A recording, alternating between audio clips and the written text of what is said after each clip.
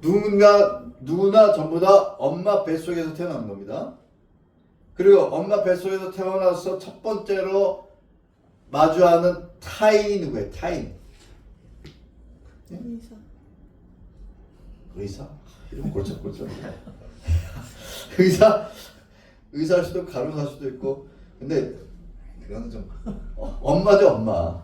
지속적으로 관계를 갖는, 자기가 태어나자마자 인간관계를 계속 갖는 최초의 타인이 엄마예요. 그렇죠? 엄마의 관계. 그 다음에 이제 뭐 아빠와의 관계. 그 다음에 이제 형제, 자매 뭐 이런 관계.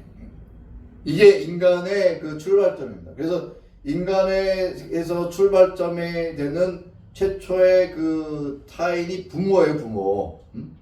그리고 왜 부모를 공경하라고 하느냐?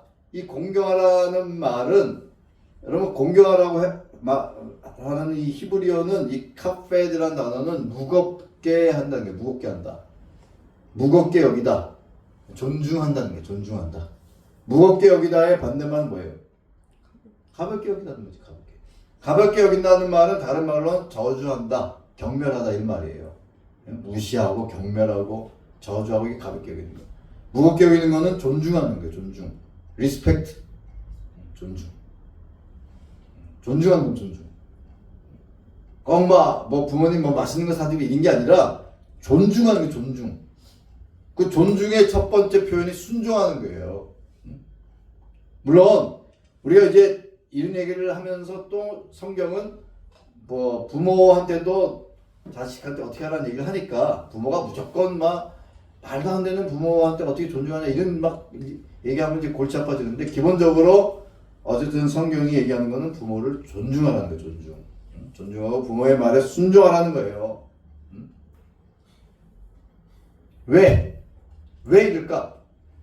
우리가 성경을 통해서 생각을 해보면, 하나님께서 모든 사람들한테 생명을 주시는 겁니다. 모든 생명은 하나님께부터 오는 거예요. 그런데 생명을 주시는 방식이 아까도 얘기한 것처럼 엄마 뱃속에서 10달을 양육해가지고 태어나게 이렇게 만든 것입니다. 하나님이 왜 이런 방식을 하셨을까를 한번 곰곰이 생각을 해보시면은 우리 출산의 경험이 있는 엄마들은 다 아실 거예요. 인간이 너무나 악해가지고 이런 방식으로 하지 않으면은 인간관계가 파괴될 수밖에 없어. 그런데 자기 뱃속에서 10개, 10개월, 40주니까 정확하게는 280일이죠. 40주. 280일이니까 정확하게는 10개월은 조금 못 미쳐요. 근데 그 뱃속에 있는 몸을 담고 있었으니까 그 애정이 끝까지 가는 겁니다. 그러니까 이런 방식으로 하나님께서 생명을 주신 거예요. 부모를 통해서. 그래서 부모는 하나님이 우리에게 생명을 주시는데, 이 생명을 주시는 하나님의 창조 사역의 동역자다, 이렇게 얘기할 수 있는 거예요. 동역을 하는 거예요. 그래서 부모를 공경하는 겁니다. 하나님께서 부모를 통해서 자식을 주셨다. 부모를 공경하라. 부모를 존중하고 부모를 가볍게 여기지 말고 이렇게 하라고 하나님이 모든 계명 중에서 인간을 사랑하라고 하는 바로 첫 번째 그 계명이 바로 부모를 공경하라는 거예요. 그러면 부모를 공경하지 않는 사람은 이웃 사랑도 못하는 겁니다. 부모를 공경하라고 하는 이 하나님의 말씀을 잘 지키지 못하는 사람이 이웃을 사랑할 수 있을 것 같아요? 못해요. 그래서 하나님이 10계명 중에 이 계명을 주셨고, 유대교에서도 다른 어떤 계명보다도 이 계명을 중요시 여겼습니다. 그래가지고 제가 몇 번 얘기한 적이 있지만, 유대교에서는 어떻게 가르치냐면은 아버지가 이제 자식한테 금화를 이렇게 주고 바다에 던져라. 그 던져야 돼. 유대인, 세상에서 가장 돈을 좋아하는 민족이 유대인이에요. 그건 아세요? 근데 그 돈을 던져라, 던져. 근데 진짜 어떤 아버지가 진짜 그 말을 하겠어. 까짜 그 말 이렇게 해가지고 이제 그 이게 코팅한 그 말을 던져라. 일 수는 있겠지. 근데 어쨌든 그 정도로 아버지 말에 순종해야 되는데. 그리고 신명기 21장에 보면은 21장 18절부터 21절 보면은 자식이 너무 부모의 말을 안 들어가지고 아버지가 이 자식을 끌고 와가지고 얘를 돌로 쳐서 죽여주세요. 그러면 쳐서 죽일 수 있어요. 생사여탈권이 아버지한테 있는 게. 근데 정말 그런 아버지가 어디 있겠어요. 그런데 그 정도로 아버지 부모의 권한이 강한 겁니다. 그래서 이 세상에서 이 세계의 여러 민족 중에서 가족 간의 갈등이 가장 적은 민족이 유대인이라고 합니다. 왜냐하면 유대인들은 지금도 뭐 미국에 있는 유대인이나 뭐 어디 동유럽에 있는 유대인이나 유대인들은 유선 6월절 같은 절기를 가정에서 지키잖아요. 그리고 토요일 이제 금요일 날 저녁부터 토요일 저녁까지 안식을 지키고 토요일 저녁 되면은 가족들끼리 식사하고 뭐 이래요. 저희도 그 이스라엘 여행할 때 보니까 가족끼리 이렇게 호텔 가서 식사들 많이 하더라고요. 그런 문화가 굉장히 보편적이기 때문에 유대인들은 가족 간의 갈등이 가장 적어요. 부모를 순종하고 이런 것들이 굉장히 보편화되어 있습니다. 또 유대인들은. 그래서 이 부모에게 순종하는 이것이 하나님의 말씀이고 이웃사랑의 출발점이고 이것이 하나님께서 인간에게 주신 가장 좋은 계명. 이 좋은 계명이라고 하는 것은 이 계명을 지킬 때 사회가 안정되고 우리의 삶이 풍요로워질 수 있다는 겁니다. 그런데 자, 이 계명을 무시하기 시작할 때 인간한테 어떤 일이 벌어졌는가? 제가 이제부터 지금 얘기를 하려고 합니다. 여러분 1968년에 유럽에서 무슨 일이 있었는지 아세요? 1968년은 유럽에서 굉장히 중요한 해입니다. 68년이라 그래가지고 뭐 68혁명이라 가지고 모든 이 유럽에서 권위에 대한 도전, 뭐 억압에 대한 뭐 도전이라고 할 수도 있어요. 왜냐면 프라하의 봄 같은 것도 딱 그때 일어났으니까 동유럽에서는 이제 철권 통치에 대해서 저항하고 뭐 이런 거는 좋게 볼 수 있죠. 근데 기본적으로 프랑스 같은 데서 일어난 것은 뭐냐면 전부 다 이거예요. 모든 억압으로부터 해방이다. 그래서 뭐 좋은 점도 있어요. 예를 들어서 이런 법도 있습니다. 프랑스에서는 68년 이전까지는 이런 게 있었다고 합니다. 이혼한 여자는 미용실을 출입을 못했다고 해요. 그 다음에 독일에서는 10시까지 예를 들어서 이제 남자친구가 하숙집에 놀러 왔는데 이 남자친구가 10시에 됐는데 안 가요. 그러면 하숙집 주인이 신고를 해야 된다는 거예요. 그 신고를 안 하면 다른 사람 보고 하숙집 주인을 신고를 해야 돼요. 그 정도로 성에 대해서 보수적이었다고 합니다. 그런데 1968년으로 기점으로 모든 억압으로부터 우리는 해방이다. 그래가지고 막 권위를 부정하고 그래서 히피 막 문화 일어나고 그래서 좋은 점도 있죠. 나쁜 것에 대한 이제 해방. 그렇지만 기본적으로 모든 권위를 부정한 겁니다. 그래서 모토가 뭐냐면은 30세 이상하고는 말하지 말아라. 이게 모토였어요. 그래서 젊은 사람들이 이제 막 우리는 모든 억압으로부터 우리를 통제하는 모든 권위로부터 특히 성을 이제 억눌렀더니 그것도 해방한다. 그래가지고 기독교는 왜 성을 이렇게 우리 마음대로 못하게 하냐 그래가지고 좋았죠. 그런데 94년에 같은 프랑스에 데모하던 세대들이 뭘 외치기 시작했냐면은 우리를 기성세대에 편입시켜주세요. 이제 그때 해방을 부르짖고는 94년이면 몇 년 지난 거예요? 68년에서 94년이면은 한 30년 지났나? 네. 30년 지나니까 이제는 희망도 없고 안 되는 거예요. 이게 권위를 부정하고 마음대로 살겠다고 했을 때 어떤 일이 일어났는지를 잘 보여주는 게 바로 그래가지고 그 당시에 이제 모든 뭐 성소수자 뭐 장애인 뭐 이런 좋은 거죠. 그런 걸 억눌렀던 것에부터 이제 해방은 좋은 거지만 특히 성의 혁명이 일어나가지고 지금 모든 유럽이 어떻게 됐습니까? 유럽과 미국이 어떻게 됐어요?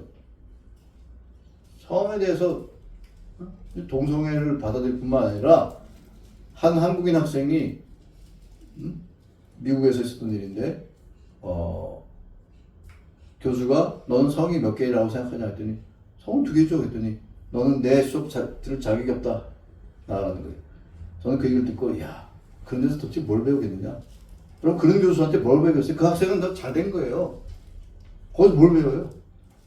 미국은 지금 성을 표시한 다음에 그 국내 그 여객선을 타면 4개 중에 하나를 해야 돼요.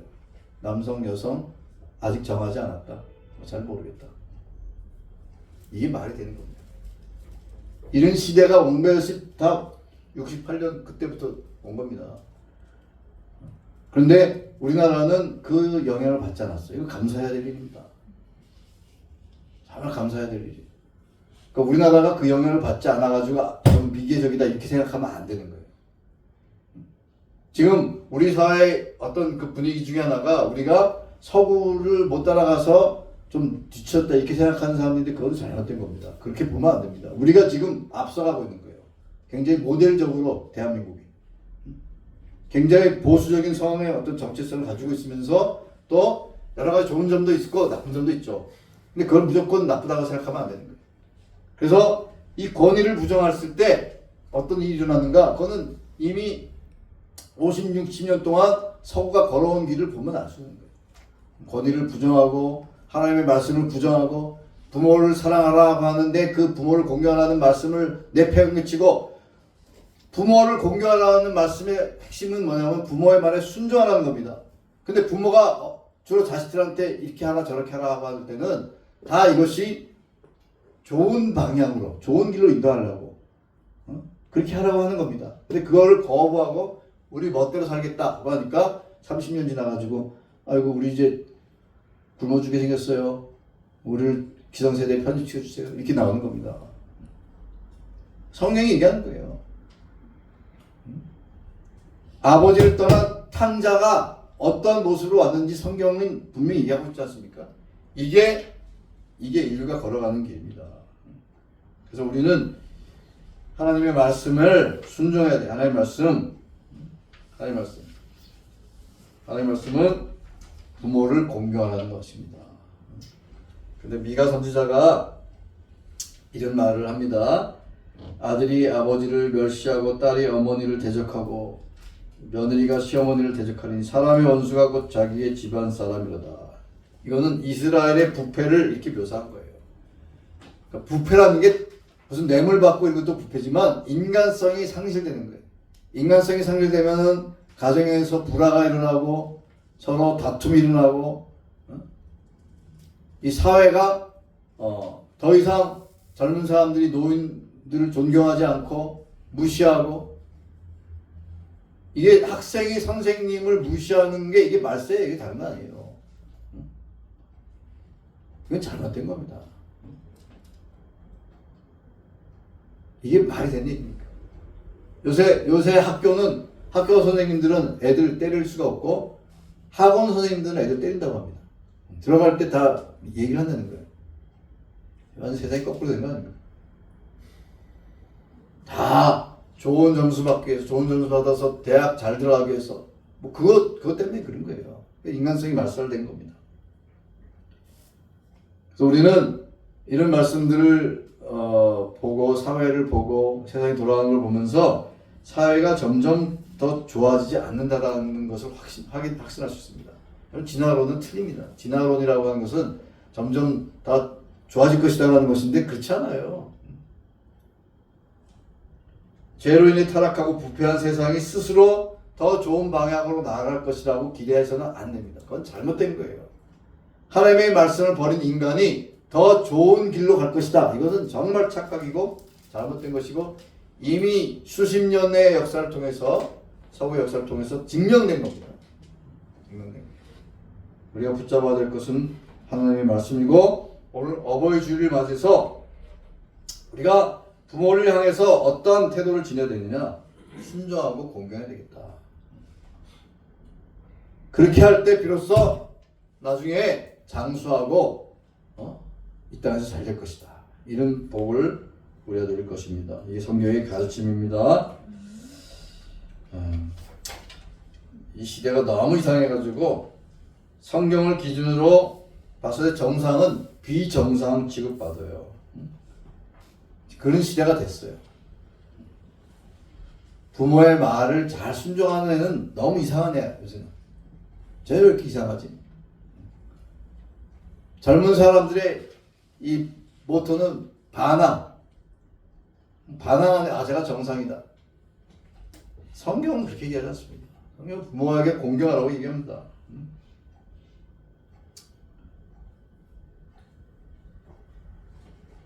오늘 우리 사회가 해체되고 있고 1인 가구가 증가하고 있고 가족이 해체되고 이런 거는 결코 좋은 게 아닙니다. 지금 자식의 복지를 부모가 담당하지만 부모의 복지는 국가가 대신해주고 있죠. 지금 그리 시대가 됐어요. 부모에 대한 자식의 책임감이나 의무감이 사라지고 있어요. 옛날에는 부모가 혼자 되고 늙으면 자식이 봉양하는 것을 당연하게 생각했어요. 가게 생각했어요, 당연히. 근데 지금은 국가가 대신해주고 있어요. 그 얘기는 뭐예요? 국가의 비용이 그렇게 많이 들어간다는 거예요. 그래서 의무감이 사라지고 있어요. 당연히 자식이 해야 될 것을 국가가 해주고 있어요. 지금 그 시대가 바뀐 겁니다. 바뀐 게 그렇게 결국 좋은 게 아니에요. 가족 간의 유대가 약화되고 옛날에는 가족이 공동체였습니다. 여러분 산업혁명 이전에는 왜 가족이 공동체였냐면은 가족이 같이 일을 해야지 먹고 살 수 있는 그런 시대였어요. 열심히 일을 해야지. 그래서 가족들이 다 노동력이 경제 공동체였단 말이에요. 근데 산업혁명으로 이제는 농촌 인구가 사라지고 농촌도 이제 대규모 기계를 통해서 영농이 가능해지고 그럼 자식들은 직장에 나가서 돈을 벌잖아요. 돈이 힘이에요. 돈이 힘. 모든 것은 돈 때문에 돈. 성경이 이걸 정확하게 파악했잖아요. 일만하게 뿌리라고.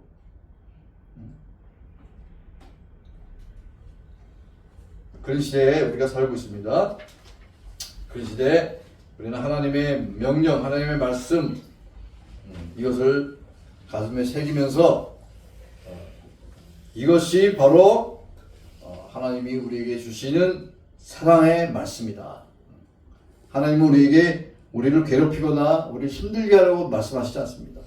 우리 가장 행복한, 가장 좋은 것들을 우리한테 주십니다. 그 말씀에 이웃사랑의 첫 번째가 뭐나? 부모를 순종하고 공경하는 겁니다.